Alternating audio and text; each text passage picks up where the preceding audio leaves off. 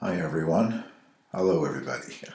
It's me in all my sartorial glamour here with my university t-shirt on. University, I wasn't there in 1910, but almost. Just joking.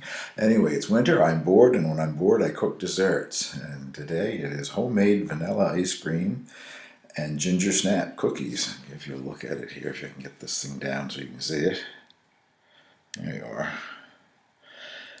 The ice cream is starting to melt because I've been that long setting up the computer here to do this little clip. But what follows is the process for making the vanilla ice cream. I didn't film the making of the ginger snap cookies, although it sort of happened along at the same time. But I hope you enjoy it. I bought myself a new ice cream, yogurt, and sorbet freezer. And the second time I've used it, I think it's working out pretty good. Anyway, stay tuned for the how-to video. Well, to start making this delicious ice cream, you add 2 cups of, well, the recipe calls for heavy cream. I'm using whipping cream. One thing, the store didn't have any heavy cream. I don't know how much extra butter fat there is in heavy cream compared to whipping cream, but hopefully this might even be a little reduced in calories, although this is 35% butter fat, so I don't think it's going to save all that much.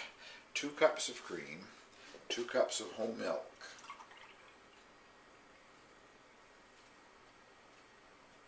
I'm putting it in a double boiler, or a bain-marie if you prefer. It's supposed to be raised to almost boiling, and I find if you do that in a regular saucepan, I always end up with it all over the saucepan and scorched and whatever. So in a double boiler that can't happen. You can't get any hotter than 100 degrees. The heat's coming from the water down below here. I've had this double boiler for quite a few years, and it's quite nice actually. Anyway, while that is heating up, we'll move to the other end of the kitchen and prepare the ingredients that eventually get added to this. Basically what we're making is a custard, which is what ice cream actually is a frozen custard. Sort of a cream custard. I think what the French would call a crème anglaise, and what the English would call a custard cream. It's very nice when it's completed, even just chilled and used on things like apple pie. It's delicious. And there's a half cup of sugar and 2 tablespoons of vanilla. That's a lot of vanilla.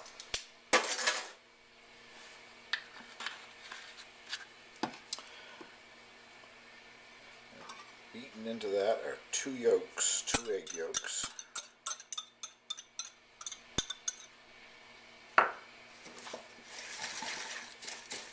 Let's see if I don't put it all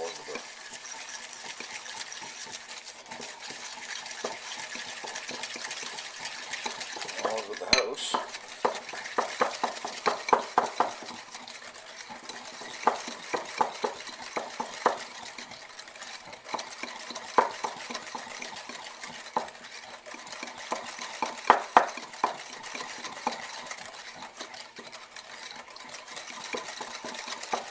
As soon as the milk and cream are up to temperature, that's ready to be added. Well, the milk and cream are now up to temperature. They're almost at a boiling temperature. And just before you add the egg yolks and the vanilla and sugar mixture, I'm going to use a little custard cup here just to take out a few tablespoons of the hot mixture and mix that in with the egg and sugar and vanilla. It does what they call tempering it. You can then add it directly and stir it in. And hopefully you won't get scrambled eggs this way. The tempering prevents the eggs from coagulating. And now you continue to stir this constantly until it thickens enough that it will coat the back of a wooden spoon. I'll come back and show you that phase when we get there. Now the instructions were to continue heating it until it will coat the back of a spoon. So I think, as you can see, that coats the back of the spoon quite nicely. So now I'm going to take it off the heat, shut the heat off here, and I'm going to put it through a fine sieve, strain it into a bowl, just in case there was any egg that did coagulate in there. I don't see any, but I'm going to run it through a sieve anyway. You don't want to run across any of that in your ice cream, so I'll show you that process next. Fine sieve here, and pour this down in. If I can do it without scalding myself, I guess I better get a pot over here.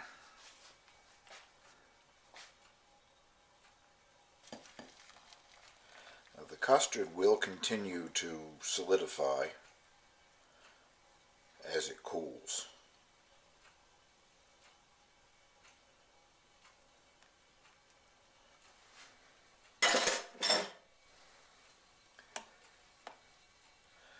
Was a little bit, if you can see that, a little bit of egg yolk that did coagulate, so it's good to get that out of there.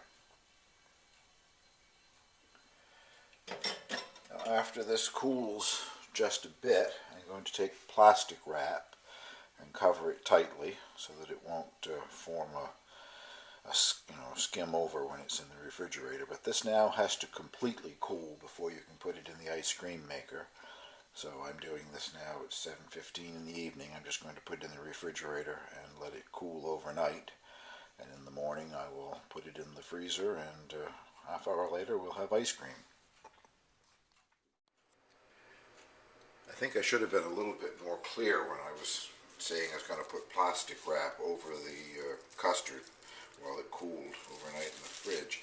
You actually put it over it so that it's down touching the surface. That way it doesn't get a chance to form a skin, which makes it a bit messy about removing, but there isn't any skin on the surface there to get mixed up in your ice cream. This part of the freezer has been in the freezer of the refrigerator freezer, I'm trying to say here, for several days. It has to be in there for at least 12 hours. It's full of some sort of a liquid, the sleeve around it. I don't know what it is, but it takes it much longer to freeze than if it was just water. And it will stay frozen for quite some time. Anyway, you pour your custard, ice cream batter. I tasted this. Just tasted it again. It tastes delicious. And there's the beater that goes down in there.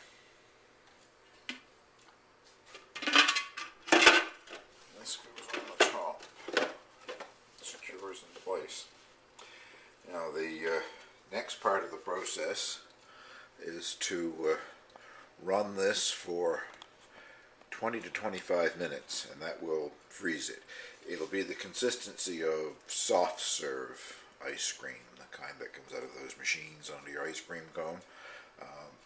After that, you put it in a plastic container of some sort and seal it up and put it in the freezer for a couple of hours, and that turns it into the final product, an ice cream that you could scoop with an ice cream scoop. Anyway, I will start this up. It's a bit noisy, and then I'll give you a shot looking down inside of it as to what it does when it's mixing.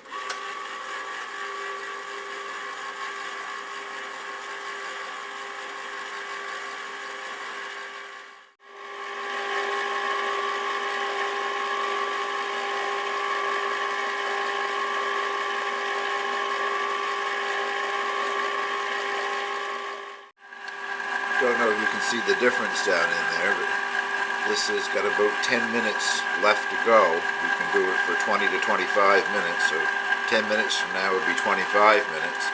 And it's already looking pretty much like soft serve to me, so this is freezing pretty well. It's only the second time I've used this freezer. The first time I made a frozen yogurt, which I don't care for at all. I like frozen yogurts, but the one that I made turns out very icy. When you keep it in the refrigerator, it's almost a solid block. But this is looking more like I hoped it would look.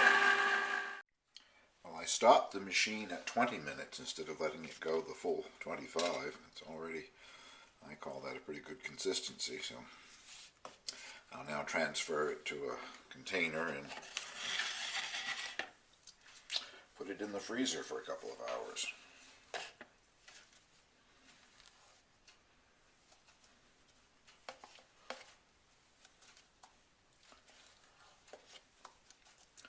And I have tasted this when I took the beater out and cleaned it off.